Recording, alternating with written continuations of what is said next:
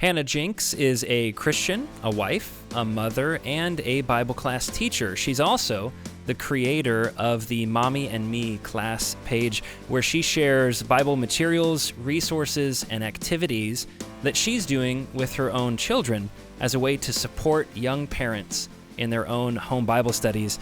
And we're talking with her next.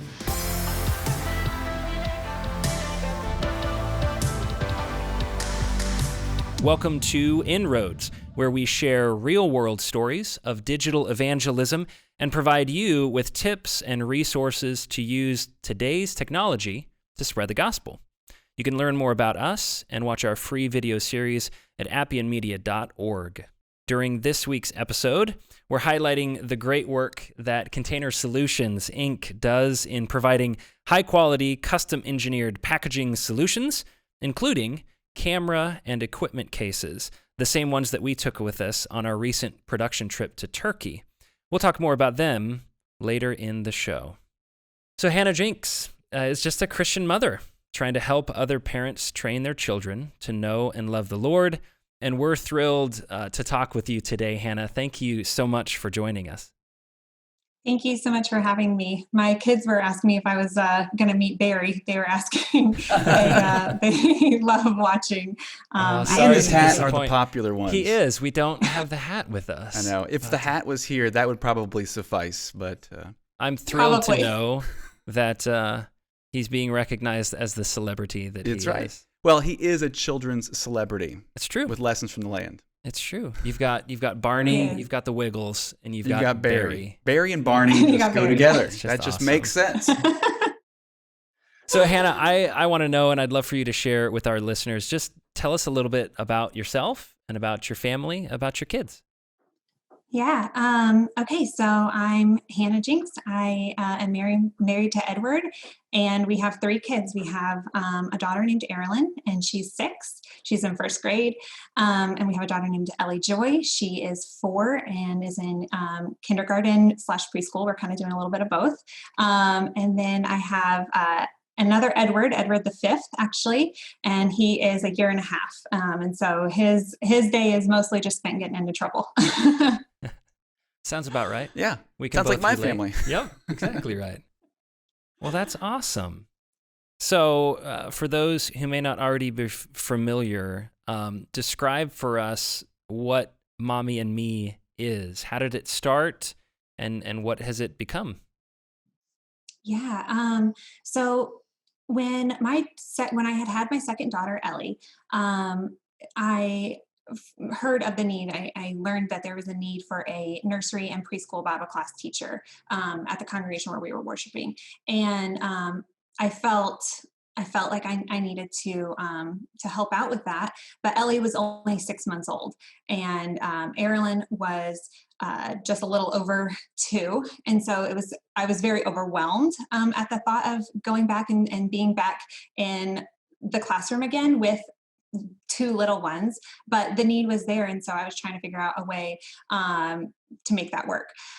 So I brought up to my husband, though, we actually had Erilyn in a Jamboree class, and I really liked the way that class was facilitated and how the format was. And the teacher of the class is more of a facilitator or presenter of information. She just guides the class, and the parents were never supposed to be more than an arm's length away, distance from the child.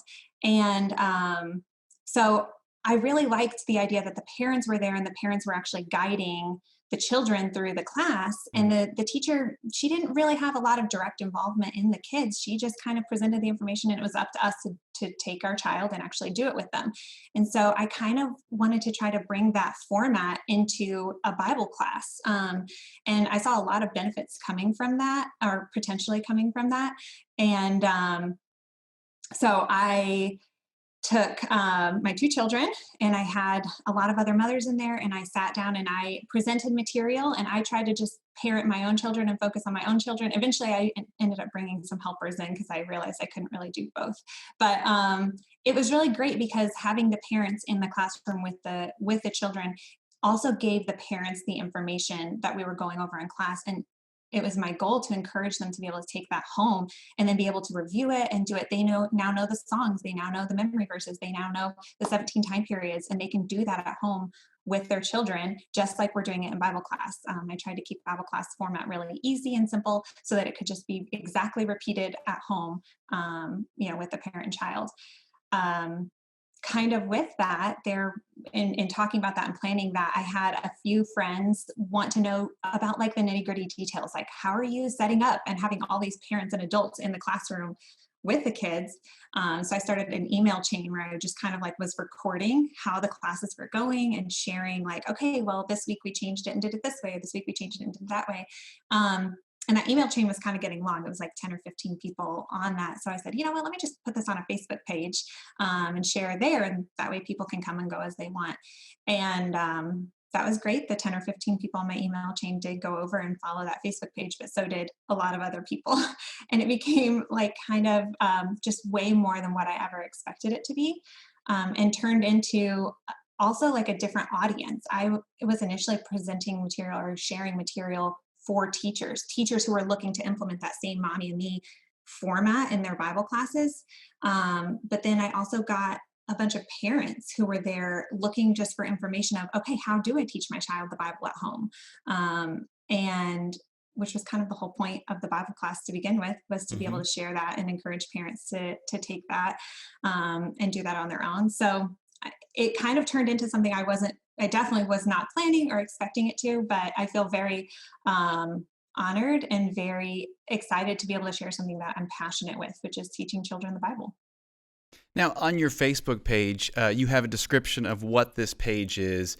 And, I was very impressed. You are very humble. You tell people up front that, look, I am not a perfect parent. This page is imperfect. But then you also say something, I'm going to read it. All children are worthy of learning about their Creator. All children are capable of knowing their Maker. All children are wonderful at loving God. Elaborate a little bit on what you're trying to get across with this to parents. Yeah. There's a scene in the Gospels where we see it happens a couple different times where Jesus takes a child and he demonstrates and teaches a lesson by holding a child in his lap. And I think about that a lot. And I think it's interesting because we see that picture on a lot of Bible, children's Bible covers, like the illustration on the front. But I don't actually hear a lot of lessons about that, or a lot of people talking about what Jesus meant or implementing that. And I think that when we take God's story, we take God's plan for us, we take the story of Christ's love, and we take all these details from the Bible and we teach them to a child. And I don't mean boil it down or simplify it in the sense of we're leaving things out, but I mean just sharing that on a child's level. I think we can understand and know God and know his will for us in a totally unique way. And I think when I read that story from, of Jesus holding that child, that's what I'm seeing him saying is you need to understand it the way a child understands it. You need to understand me the way a child understands me. And how really are we going to do that if we're not sitting down with children and sharing the good news? And so I really believe that children can know God. I think that they can know his word. And I think that it benefits adults a lot to sit down and actually share that with children. And I think, along with that, when we go and we worship, a lot of times we're telling our children just to sit quietly, observe, and we kind of push them to the back because at the moment it's like, we want you to just be quiet and kind of be on the wall, be a flower on the wall. And I think what you're saying is really powerful. It's the fact that, look, Jesus wants these children to learn about him, and we have to find a way. It's on us as parents to find a way to talk about Jesus at their level. They don't need to come up to our level. And sitting in worship is not coming up. It's not going to their level. But what you're doing with this Facebook page and what it sounds like you've been doing is coming to their level with the story of the gospel, and that's amazing. He says, let the little children come to me, right? Yeah. And so there's obviously something that he can offer that children understand. Right. And that last little bit that you said, all children are wonderful at loving God. Mm-hmm. Like there's something built into each child, each Yes. person that Yes. wants to love God. And it's not, it's really not hard to convince them that there's a God out there that Right. made them and loves them and wants them to love him back. Yeah. I wholeheartly agree with you. They're really good at that. Yeah, it's inherently, it comes with the territory, because children, when they are born, they trust and put full faith in their parents. They have trust and faith in ways that we can't even understand right now, because they have to. And I think that you're right. It transcends to love. And if we can show them that, look, the trust and faith that you have in me is the same trust and faith we are to have in our Father, that you're teaching them a powerful lesson. So Yeah. Also, when I say children are wonderful at loving God, I think that there's something to be said for just their purity and their innocence. And when we're having conversations with them about like big, hard to understand topics like love or trust or faith, when we explain it to a child, I think it makes us kind of look at those in a different way, and probably more in the way that God intended us to look at it. I think sometimes we as adults kind of overcomplicate things and just make it a little bit harder than what it needs to be. But the other thing I was going to say is that, I occasionally will hear comments, like, oh, your children are so good. And I think what's so interesting, and I've only been a parent for 6 years, but I'm more and more convinced that children come to us good. Children are good. And it's the longer that they're in the world, and it's the more that they're in the world, and it's the world that takes that purity and takes that innocence away from them. And I feel like as a parent, I'm almost just trying to keep that goodness, keep that love and purity and innocence, like just as long as I can. I want them to have that and understand that. And what better way to do that than by teaching them the love of Christ? And so I sometimes think, they're not good because I'm teaching them to be good. I'm just trying to keep them good. God gave them to be good. I like that perspective a lot. So what kind of response have you received so far? How have people responded to this? It's been a little wild. But I mean, whenever you put people together who love children and who love the Lord, you're going to get a good response. And I mean, that's by far what I've experienced. A lot of encouragement from all different people of all walks of life. I mean, one thing that stands out to me a lot is it's not just young parents who are commenting or interacting on my Facebook page. There's a lot of grandparents and a lot of just parents of, college age children or whatever. And they're popping in to say, keep going, keep training, and just offering encouragement, offering support. And I think that's something that young parents, I know I really need that, is just verbal affirmation that what I'm doing is right. And those hard times, like all of the discipline and all of the training that goes into teaching a child to love the Lord is worth it. And I've definitely been so blessed by all of the wonderful people that I get to engage with because of the MommyMe page. So what's it like? I've only done a few projects with my own kids, and it's kind of been a rule, that I say I don't work with children or animals in video. I've rarely broken that rule. And there's a reason for that, right? I'm sure you can share some stories with us. What's it like working with your kids?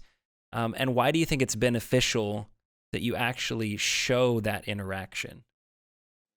It is mentally exhausting sometimes to have 3 little ones on screen or on camera with you. A lot of the videos that I do are live. And we've done some pre-recorded videos, but I think that a lot of people benefit from seeing the live videos and the live interaction.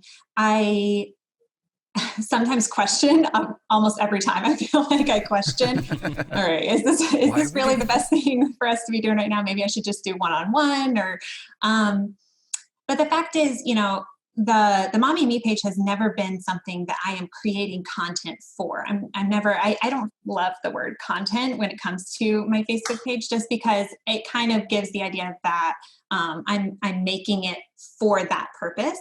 And that's not my approach to the MommyMe page. The MommyMe page is simply me sharing what I'm doing, either as a Bible class teacher or me sharing what I'm doing as a parent.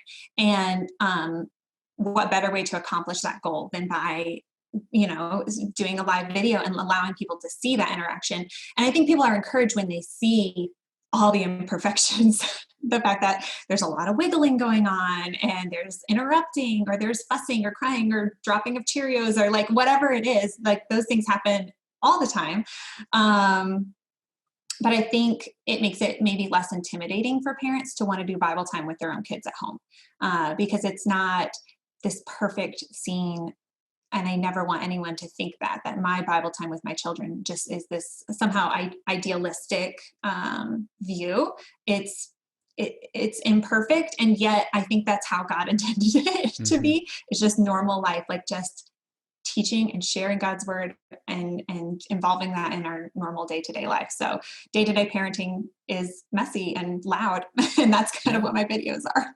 Yeah, and I know I just finished watching a documentary on fatherhood, and it was amazing. They interviewed a bunch of different fathers around the world and showed what they were like at home with their kids, and like the screaming, the, eat your food, the occasional throwing of feces.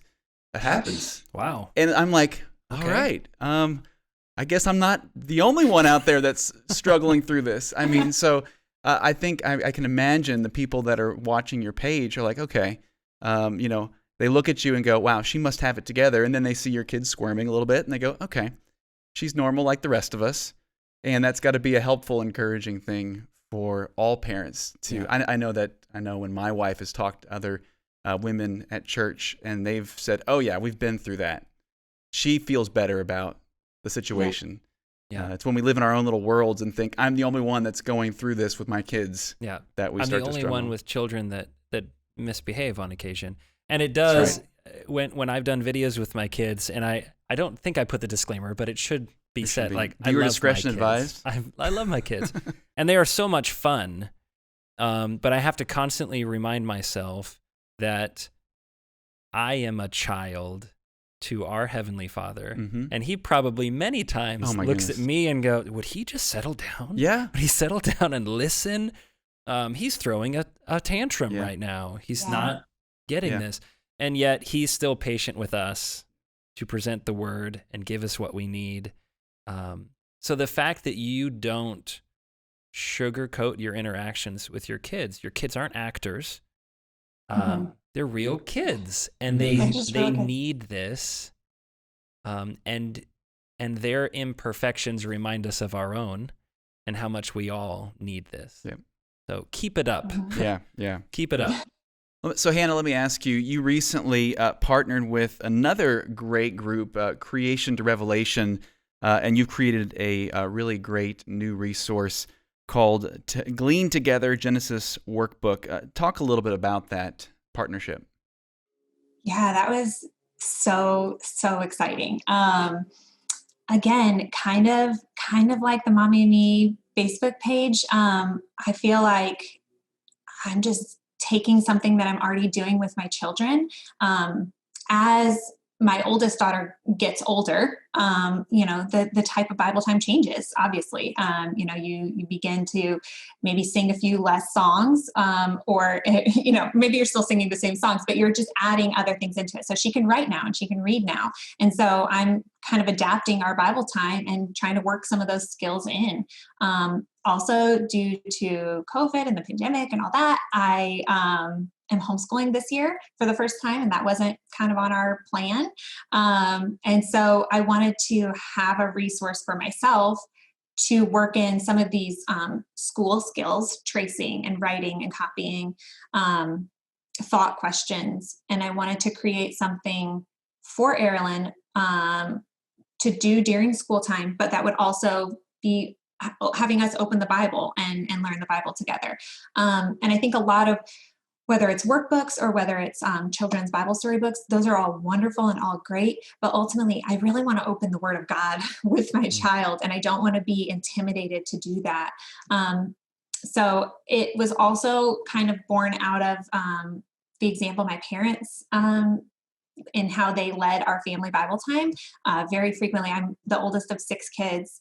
And so my parents would sit with all 6 of us kids and we would learn a book of the Bible. And my dad would have us learn chapter titles for almost every chapter, like the book of Genesis. When he did the book of Genesis, he has learned 50 chapter titles. And us older kids had to stand and recite those 50, okay, tell me the Wow. 50 chapters of Genesis. And that seems now as a parent as like a really overwhelming goal, but I know that it's possible. I did it. I was the kid that stood there and did it.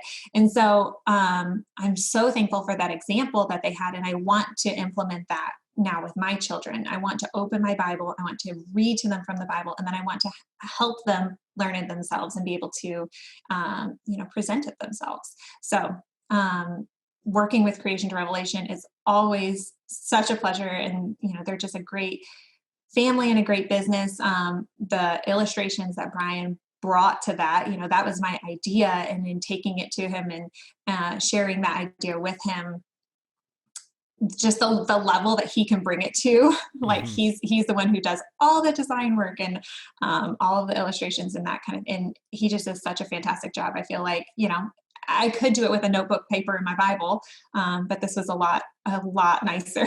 And so I was really, really honored to be able to partner with him and make that.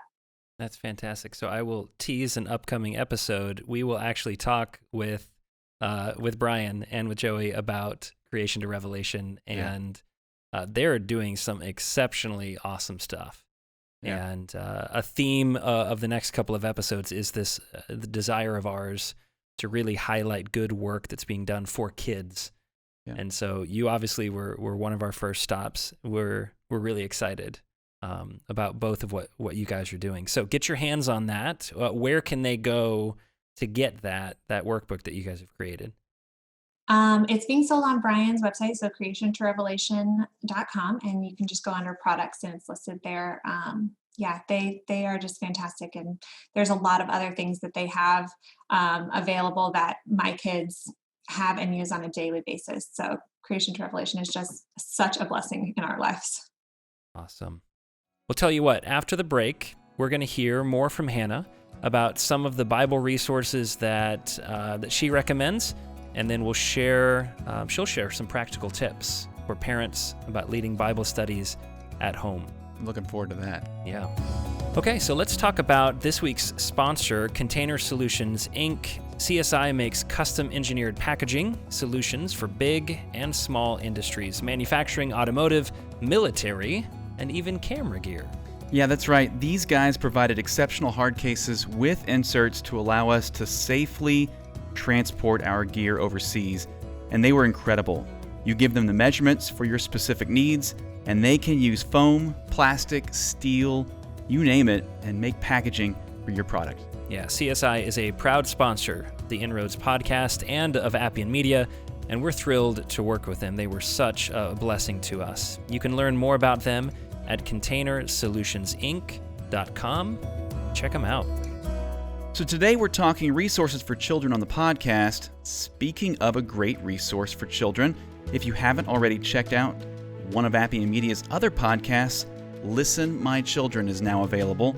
Justin Dobbs hosts a great discussion on doing home Bible study with kids, and you get to observe his family as he conducts Bible studies with his children. You can find the Listen, My Children podcast on all major podcasting platforms, as well as YouTube and Facebook. So Hannah, you've reviewed and used so much material. Can you share with us, if you're able, some of your favorites? What are the things that you and your family and your kids use the most? Well, we were just talking about Creation to Revelation, and I think that has got to be just probably at the top of our list of things that we use, like I said, on a daily basis. They have, digital products that digital resources that I use in teaching Bible class. I just started teaching my first Zoom Bible class at our home congregation. And so I am using CTR's digital resources there. They have a lot of products that are already made, and we have a lot of those also. There are some really great ones that my daughters can actually read now. And so that's really great that I can give that to them, whether it's quiet time in the car or quiet time at home or in the church building, like any of those options, and they can sit and look at those. I also really think that car time is undervalued as great Bible time with your kids. So we love the CD, Each Little Dewdrop, and it has just a lot of really great Bible songs that talk about different Bible stories that sometimes aren't, they're just maybe more unique. And I really enjoy using that.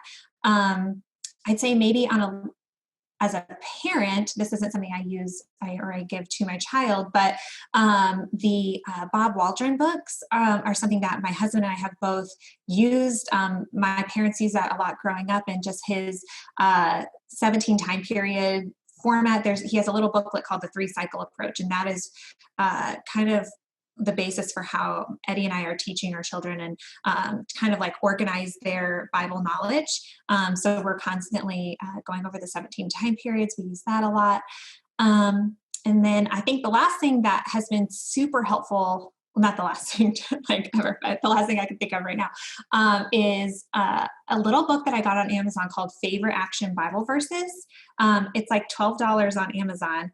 And I don't use it as much right now, but I used it a lot when Erilyn was like 1 and 2. And what it does is it takes Bible verses and puts hand motions to them. And so I used it a lot. Those were her first memory verses, as we, put the hand motions to the verses and did it that way. But I think what was so helpful about having that book is it taught me how to put hand motions to Bible verses. And so now I can just look at a Bible verse and I can add my own hand motions to it. And I've had parents, after watching us on a Facebook Live video, say, how do you know which hand motions to put, with those verses? And I really think it goes back to that little booklet that I got on Amazon. It just helps, it helps connect to my brain, like how to put hand motions with verses. And it is so incredible how much kids can learn and how much kids can memorize when you put a few hand motions in there. So those are some of my favorites. Well, I am here taking notes for I see real. you, yeah. Yes, I am. I've always thought it's interesting. I've told my wife, I said, it's more exhausting to teach a children's Bible class than it is to teach an adult Bible class. She's currently teaching the 12 to 24 months where we get 10. And like, it is all song and proverbial dance. I mean, hand motions for everything. But you're right. I mean, like, they pick them up, and, my 1-year-old daughter is already making hand motions for things. You're like, how in the world do you know that? And it's because they're such visual creatures. So, yeah. So let me ask you this. We believe in the power of digital evangelism and giving our listeners real-world applicable ways to use the media. What advice, what tips would you give parents that are considering beginning or improving their own family Bible study? So when I was in high school and dating my now husband, he said something to me which I thought was interesting. We were talking about, the future, and where do we see ourselves in 5 or 10 years or whatever. And one thing he said to me, and I don't know if he realized how much this would really impact my, how I thought about our family and things that our family would, our goals. But he said, I just want to be a normal guy with a good Christian family. I want to be a part of the church and be helpful. But he said, I'm not looking to be a preacher. I'm not looking to travel the world, as a missionary or something like that. He said, I'm looking to just keep my normal job, but I still want a family that loves the Lord and is doing the right thing and wants to serve God. And I found that to be interesting, and I thought about it a lot. And the older I've gotten and the more I've seen, there's a lot of pressure or expectation put on preachers' wives, preachers' families, or elders' wives and elders' families to be the ones who teach the children. Either I had a preacher's wife reach out to me and say, okay, I was just given the job of developing our children's curriculum. There's just an expectation put on those people in our churches. I think homeschoolers sometimes also receive some of that pressure or that expectation. Well, you do Bible time with your kids at home because you're homeschooled, and you have that extra time. And so when I think about time with my children, Bible time with my children, and what I would love to just share with people is that you don't have to be the preacher's wife. You don't have to be the preacher's child, or you don't have to be the elder's wife or the elder's child or homeschool. Like God wants you to just take ownership of your child's Bible education, whatever phase of life or stage of life or place in life, like you are. And so it's going to look different because we're all in different circumstances. Our circumstances vary so widely. But when my children were in public school, our Bible time looked differently. And now that we're homeschooling, our Bible time looks different. But I really want people to look around at what their life circumstances are and look, okay, where are we fitting the Bible in? Because this needs to be a priority for us. It needs to be a habit. And I think there's a lot of wisdom, like people who specialize in developing habits, write books about habits and that kind of thing. They say the best way to form a habit is to attach it to something that you're already doing. And so I think about that a lot with Bible time with my children. What is something that I'm already doing, and how can I tie the Bible into that?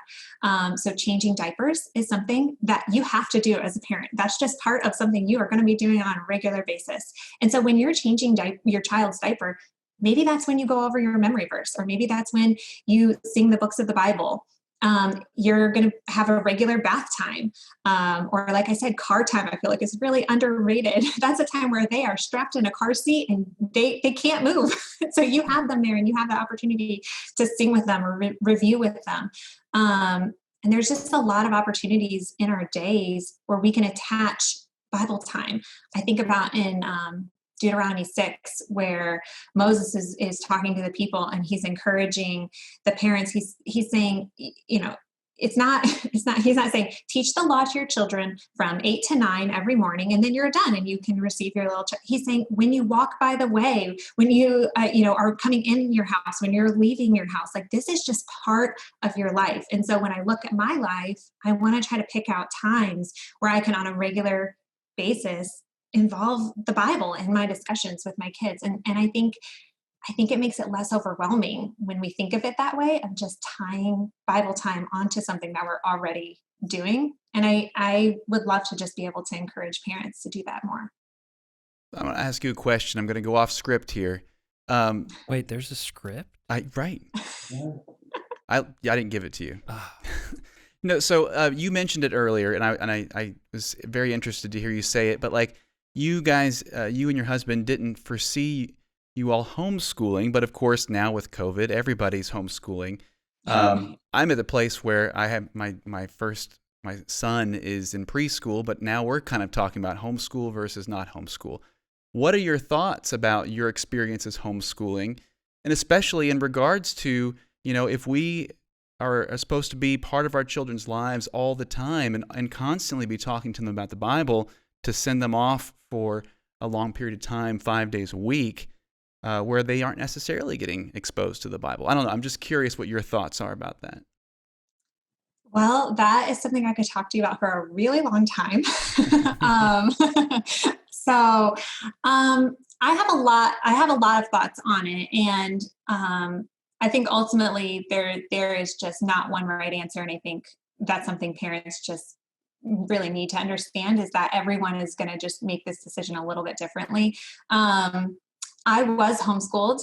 I went to public school in kindergarten, and then from first grade on through high school, I was homeschooled. So I came from that background. My husband was public schooled his entire life. So when we got married, we had some discussions, about, okay, before we got married, what are we going to do? How are we going to kind of merge these two backgrounds? And we always agreed we were going to take it year by year and child by child, based on what their needs were. But I think that there's something really special about a child going into a public school environment, and being able to learn how to be a part of the world, like Paul says we're not supposed to, just take ourselves out of the world and seclude ourselves, but we're supposed to be godly lights in the world. And so in thinking about trying to train my child to be a light in the world, I took great comfort in the idea that I was not sending her into a college to be a light at 3 and 4 years old. I was sending her into a preschool with other 4-year-olds and into this very safe environment, very loving environment for 3 hours a day, and then with kindergarten, she also went to public school, and she rode a bus. And the thought of, okay, I'm going to take my now 5-year-old and put her on a bus, and I'm going to encourage her in different ways to shine her light as a 5-year-old in a kindergarten classroom. I think sometimes it feels overwhelming when we're looking at our sweet, small, innocent child, and we think about sending them out into the world, that we think about almost sending them out onto a college campus or into like a job. Yeah. And that's not what I'm doing, but I like the idea of her learning how to be a light and how to develop that light on that level. Now with COVID and this opportunity that it's presented me, we looked at both of our daughters individually. We looked at their needs education-wise and socially, and tried to figure out, okay, what's the best decision? We decided, actually 2 separate decisions to homeschool. We decided to homeschool one of them, and then when the other one's school made some changes, we decided to homeschool her also. And there have been such amazing opportunities that have come from that also. Being able to work the Bible, the Glean Together workbooks, being able to work the Bible into our writing practice and our reading practice, and our, thought questions and all of that, like being able, critical thinking. I'm finding so many blessings and so many unique opportunities now being a homeschooling parent. But I also, now having experienced both, I see that there are opportunities on both ends that I can't have both of those. And so there will be opportunities that we miss because we're homeschooling this year. She's not getting that opportunity to shine her light in a classroom on a first grade level with her friends without mommy standing right over her shoulder. She's not getting that opportunity. And instead we're having other opportunities instead. So I think what's really important is to consider your child's needs, your child's strengths, your child's weaknesses. And I would never encourage a parent to, send their child out into a public school environment if they didn't feel comfortable with that choice. But also, I guess I would just encourage people not to make decisions based on what their comfort zone or what other people are choosing to do, but looking at what your child's needs are and where your child's abilities are, which is what we do a lot of times anyways with our children, is we're constantly trying to look and adapt our decisions and adapt, judgments that we make based on their needs and how they're going to be able to handle that. So I don't know if that's helpful. It's kind of a big answer, but no, that's fantastic. And it's, I come from a homeschool background as well. My wife does not, Stu does not. So we've had interesting conversations, but you're absolutely right. You can't just paint with this broad brush. Yeah. My experience as a homeschooler, I have found, apparently, is different than many homeschoolers that I've known. And my wife Karen's experience as a public schooler was different than many public schoolers we have known. So you can't make these broad brush statements. All kids need this. All public schools are like this. But I love that your advice is adapting it for each child. Yeah. We have 3, and they're all very, very different. Adapting it year to year, and I do appreciate that. Things change. Your location might change. The school system may be different from one year to another, and that. And then your kids may mature in different ways. Right. So they may be struggling with things in one year that they've been able to work through and overcome in the next, and what their education should look like. So that's really valuable. Thanks for going off script, Stu. Anytime. And, that's what I'm here for. And Hannah, I really appreciate that. I almost feel like we need to do another episode here, just further talking about education. But for now, I think we're wrapping up. Hannah, is there anything else you want to add? Anything else that you think would be beneficial to parents as they tackle this challenging but very, very important task of educating their kids about the Bible? Yeah, I think I think something that I keep trying to go back to when I'm looking at the MommyMe page, or I recently started an Instagram, and that's kind of its own thing. But kind of just trying to figure out my place and how I can, serve the Lord and glorify God the best with the opportunities that I have, and still serve my children and my family. Is just the idea of wanting to encourage parents to take ownership of their child's Bible education. And with that comes seeing the value in the Bible, obviously, but also seeing the value in your child and seeing the value in what that child has to offer you, what that child has to offer your church. I mean, you mentioned earlier, and I think this is just so true. We spend so much time telling our children, not now, be quiet, just wait till church is over, sit down, don't wiggle, like we spend so much time almost shushing their interactions and their engagements with the Lord when we're in the church building. And I have to question then, are we doing that at home? And putting down opportunities that God is putting right in front of us and saying, okay, here you go. Here's your opportunity. Time to change a diaper. What are you going to do with this time?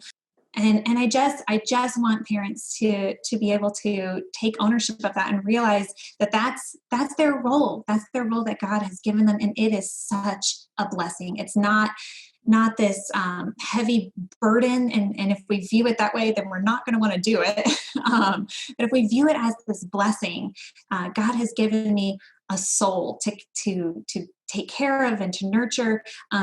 He's given a few quarters ago, we talked about the song of the title's escaping me, but the lights along the shoreline. And it's talking about how the ships are out at sea and they're looking back at the shoreline and they can't see the lighthouse, but they can see the little lights on the shore. And I use the example that God's given us almost like these little tea lights, and he put us out on the beach and he said, okay, the boats are coming in. Here's your tea light. Keep it burning. And in my hands, I hold 3 little tea lights, and I'm trying to just keep those flames burning and glowing. And eventually they're going to be big, and they're going to, serve to bring those ships in. And I think when we view it as what it is, which is a great responsibility, but also a great blessing, we're willing to put the time and the effort into it. And I think there's a lot of enjoyment that comes from that. And definitely a unique way of just knowing and serving our Lord. I love that. I love that. Yeah. Thank you. Hannah, it's been a pleasure. Thank you so much for joining us. Do you have anything coming up that you want to share? Anything that you're looking forward to as we kind of wrap up? Yeah, what's your hope for the page? I think, I kind of said this, but as my kids get older, I'm just going to keep doing what I'm doing, which is just sharing what I'm doing at home. I am in no way, shape, or form think that I have some special wisdom or that I am somehow telling everyone else the way to do it. I'm just sharing what's working for us or what's not working for us.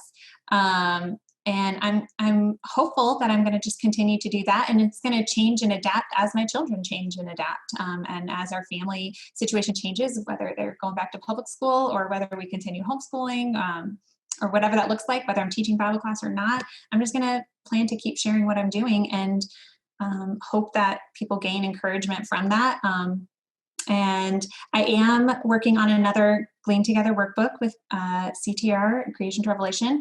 So I'm really excited about that one. It's a book of the Bible that we have a couple coming up. And one of them is a book of the Bible that I have never seen a children's material about. And so I'm really excited about that, being able to teach my kids a book of the Bible that generally is not presented to children. So there's a lot of really good things that I'm excited about. Craig's Is it over here making Revelation? guesses as to what it could I just be. want to know. My son just finished a class where they, just based on the material, they had 2 weeks, 2 classes to do the book of Revelation. And he finished. He's 6, almost 7, and he finished, and he was like, I want to do more. Oh, yeah. That's a big book. Like, there's more to it, isn't there? It's like, oh, buddy, there is. Yeah. So if that's not what's coming up, I'm sure it'll be good. please put it on the list. I'm sure it'll be good. Yeah. Hannah, it's been a joy. That's not the one, but I have told Brian, and I know Brian would love to illustrate Revelation at some point. Oh, I'm so sure. hopefully we'll it. see. Maybe that'll be in the future. Thank you. Thank you so much, Thanks Hannah. so much. So join us next time as we talk with Brian and Joey Harbor. They're the creators of Creation to Revelation. So what began with hundreds of illustrations drawn in Microsoft Paint has turned into a company that produces incredible illustrated resources for children's Bible study. That's coming up next time on inRoads. inRoads is a production of Appian Media. We're a nonprofit video production company that is 100% crowd-funded. So if you're interested in learning more about how you can support Appian Media so we can continue to create more great free content, you can visit us at appianmedia.org.